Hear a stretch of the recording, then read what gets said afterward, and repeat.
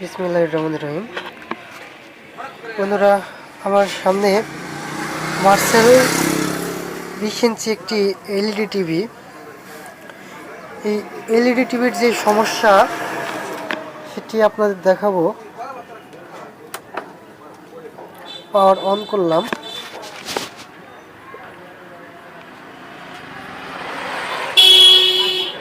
এই যে দেখুন, এই প্যানেলের যে সমস্যা সেটি আপনাদের এখন দেখাচ্ছি।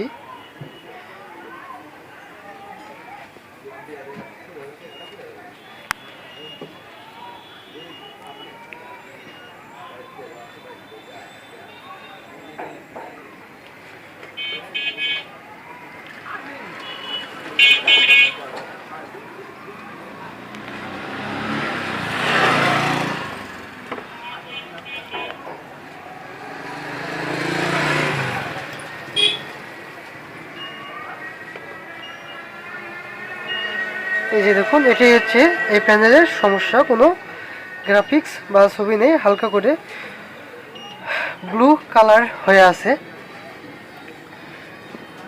এখন আমি এই টিভিটি সম্পূর্ণ খুলে নেব, খুলে নিয়ে এর প্যানেলে কাজ করব। বন্ধুরা, আমি কাজের সুবিধার্থে প্যানেলের সামনের পার্টটি খুলে নিয়েছি। এটি হচ্ছে এটির টিকন বোর্ড।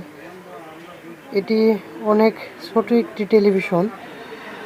এই প্যানেলগুলো অনেকেই বলে থাকেন যে রিপেয়ার যোগ্য নয়, কিন্তু সঠিক পদ্ধতিতে কাজ করলে এই প্যানেলগুলো রিপেয়ার করা সম্ভব।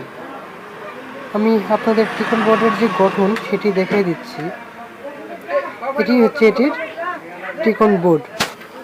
আমি এই টিকনে কাজ করব, করার পরের যে রেজাল্ট সেটি আপনাদের দেখাবো।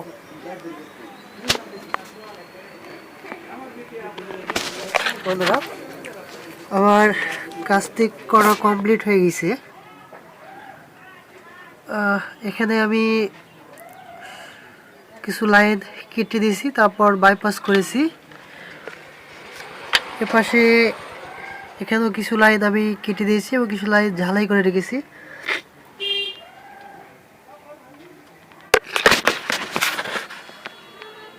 তো বন্ধুরা, কাজটি আমার কমপ্লিট হয়ে গেছে।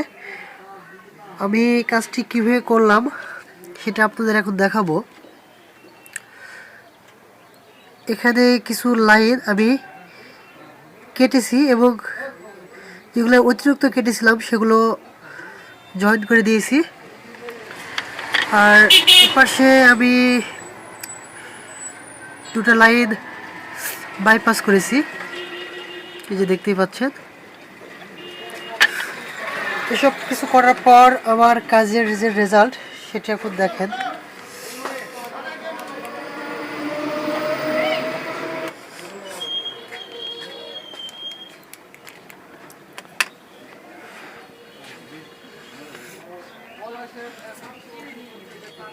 দেখুন,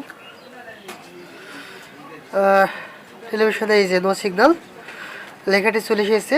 পূর্বে ছিল শুধু ওইটুকুতে একটু গ্রাফিক্স, একটু ব্লু কালার ছবি ছিল, আর বাকিটা ছবি ছিল না, ব্ল্যাক কালার হয়েছিল এবং পরবর্তীতে কিছু ছবি ছিল না, শুধু ব্লু কালার হয়ে গেছিল।